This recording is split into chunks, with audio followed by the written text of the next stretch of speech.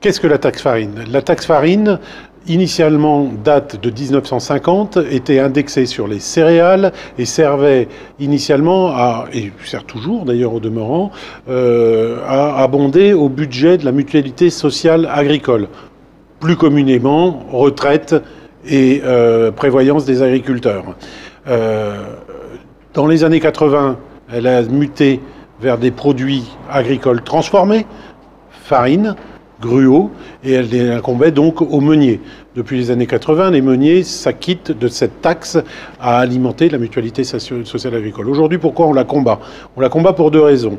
La première, une raison philosophique. Il est complètement inique qu'aujourd'hui, un secteur d'activité cotise à des prestations qui ne lui reviennent pas. Je rappelle que l'univers de la meunerie et les employés de la meunerie, qui sont au nombre de 6 000, cotisent au régime général de la sécurité sociale et non au régime de la mutualité sociale agricole. Donc, rien à voir, hors sujet.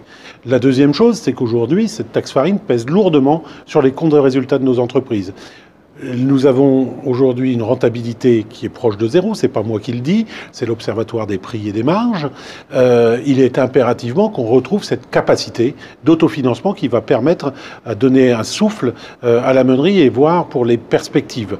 Je rappelle encore une chose parlante, la taxe farine comprise, hors IS, les entreprises de meunerie sont taxées à plus de 20%.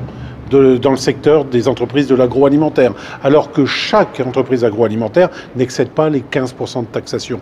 Il est absolument anormal qu'un secteur comme la meunerie, qui produit un produit emblématique, considéré par les différentes politiques de santé comme un produit sain qu'il est préconisé de consommer, que la meunerie subisse un tel niveau de taxation. Et c'est vital pour elle, aujourd'hui, de retrouver un niveau de rentabilité égal à ceux des entreprises du secteur agroalimentaire.